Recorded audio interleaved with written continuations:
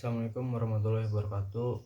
Perkenalkan, nama saya Hairul Fatwa, NIM 24505001111165 dari kelas C. Di sini saya akan menjelaskan kembali mengenai permasalahan yang saya angkat, yaitu mengenai peternakan kecil sulit untuk mendapatkan pakan, khususnya pakan hijauan untuk ternak ruminansia. Sini saya mengambil studi kasus di salah satu daerah di Jawa Tengah, yaitu Kota Semarang. Dijelaskan bahwa peternak kesulitan untuk mendapatkan pakan hijauan dikarenakan musim kemarau yang sangat berkepanjangan membuat rumput pakan atau hijauan sulit untuk tumbuh dan berkembang. Hal tersebut menyebabkan kerugian bagi para peternak, khususnya dikarenakan produksi ternak mereka yang secara signifikan berturun. Oleh karena itu, di sini dibutuhkan solusi untuk mengatasi permasalahan tersebut. Di sini saya akan menjelaskan dan mengkaitkannya dengan solusi dengan cara metode sosiologi.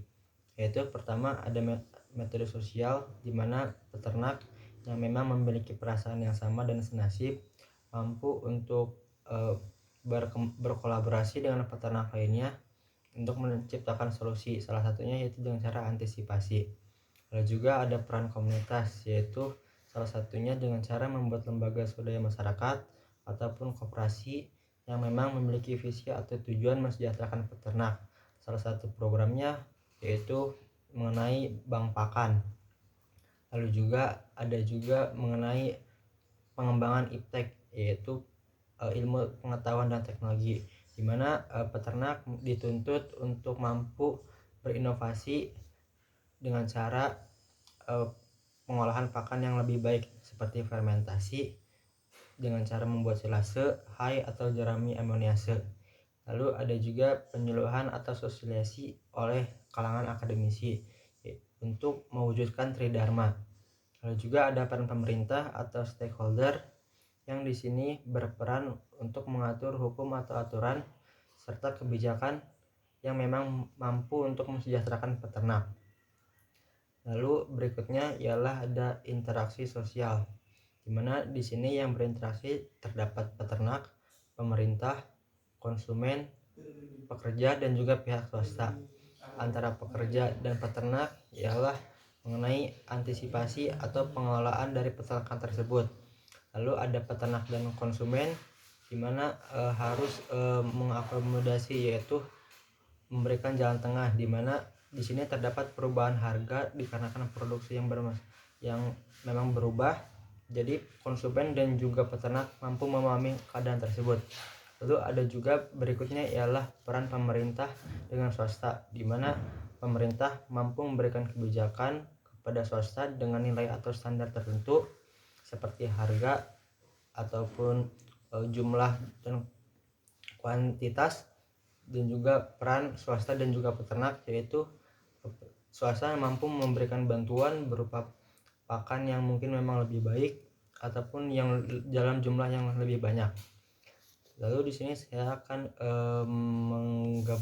menggabungkan atau menginteraksikan dengan metode pentahelix, di mana terdapat peran pemerintah, akademisi, swasta dan juga komunitas. Di sini pemerintah sebagai stakeholder harus memberikan kebijakan, salah satunya ialah mengenai subsidi silang kepada para peternak. Lalu juga akademisi yang memang menerapkan tridharma, yaitu tentang penelitian dan juga pengembangan dengan cara memberikan ilmu pengetahuan mereka kepada para peternak tersebut. Lalu juga ada peran swasta yang memang di sini dibutuhkan untuk mengakomodir pakan, khususnya dalam keadaan yang seperti ini. Lalu juga ada peran komunitas seperti LSM atau koperasi yang memang memberikan wadah bagi para peternak untuk memberikan aspirasi mereka kepada pemerintah ataupun media. Lalu juga ada unsur kultural universal kasus dalam peternakan ini, yaitu ada iptek, sosial dan juga ekonomi. Untuk ipteknya, secara kultural peternak dalam skala kecil berternak dengan cara yang tradisional atau ala kadarnya. Oleh karena itu harus dirubah menggunakan penerapan ilmu pengetahuan dan teknologi salah satunya yaitu mengenai manajemen pengelolaan pakan tersebut. Dan juga ada sosialnya, yaitu ada peran peternak dan juga konsumennya harus memberikan sebuah jalan tengah seperti gotong royong, yaitu akomodasi dan juga mungkin asimilasi.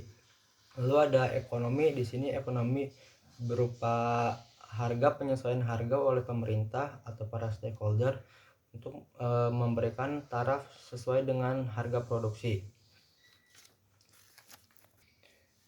Solusi tersebut sangat berinteraksi dengan metode Pentahelix. Lalu berikutnya ialah mengenai strata sosial di dalam industri peternakan tersebut, yaitu terdapat strata bawah, rendah atau menengah, ada menengah atas dan juga tinggi. Untuk strata yang rendah sampai menengah itu terdapat atau digolongkan ke dalam peternak yang memang skalanya kecil atau tradisional, dengan karakteristik bahwa peternakan kecil itu cenderung lebih rentan untuk mengalami kerugian dikarenakan mungkin modal terbatas dan juga pengetahuan yang minim.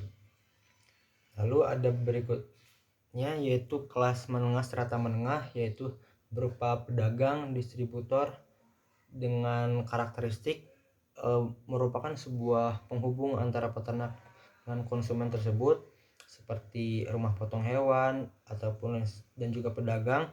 Di sini lumayan berpengaruh dikarenakan harga produksi yang memang melambung dari peternak, sehingga barang tersebut ke konsumen menjadi lebih tinggi. Lalu juga ada strata menengah ke atas, yaitu diisi oleh peternak dengan skala yang besar, dengan karakteristik di sini peternak dalam skala besar sedikit lebih diuntungkan karena jelas memiliki modal yang jauh lebih banyak daripada peternak skala kecil. Lalu ada penerapan ipteknya yang sudah digunakan khususnya untuk pengelolaan pakan, dan juga diisi orang-orang yang memang berkompeten khususnya untuk mengelola ternak tersebut, sehingga di sini peternak dalam skala besar mampu atau dapat mengantisipasi dengan kejadian tersebut. Lalu berikutnya ialah strata tinggi, yaitu diisi oleh pihak pemerintah. Karakteristik di sini yaitu pihak pemerintah menjadi puncak atau rantai yang tertinggi, di mana melalui Kementerian Pertanian, melalui Ditjen Peternakan dan Kesehatan Hewan, lalu juga ada pemerintah daerah. Di sini peran pemerintah yaitu mengatur segala halnya, baik itu dari harga yang ditetapkan, kuantitas yang diperlukan, dan juga kebijakan-kebijakan yang memang sangat berpengaruh khususnya bagi peternak. Lalu saya akan juga menjelaskan mengenai social mobility yang terdapat dalam peternak tersebut. Social mobility di sini yaitu terjadi perubahan sosial, di mana yaitu ada mobility horizontal, yaitu peternak yang memang dalam skala kecil cenderung mengalami perubahan ekonomi, dikarenakan terjadi permasalahan tersebut mengakibatkan modalnya yang terkikis dan juga sehingga menghasilkan kerugian khususnya peternak kecil. Lalu berikutnya ialah ada mobilitas vertikal turun, di mana di sini juga peternak yang memang mengalami permasalahan pakan tersebut mengalami perubahan ekonomi, sehingga permasalahan tersebut membuat peternak tersebut kemudian merubah profesi mereka menjadi di luar peternak.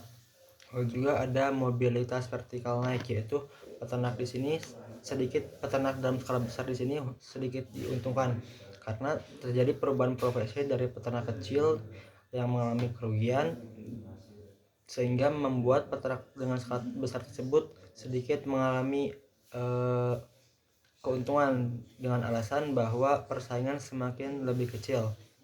Jadi perubahan sosial di sini peternak dengan skala besar diuntungkan sehingga membuat sosial mereka menjadi lebih naik. Ya, mungkin cukup sekian dari saya, kurang lebihnya mohon maaf. Wabillahi taufiq wal hidayah. Assalamualaikum warahmatullahi wabarakatuh.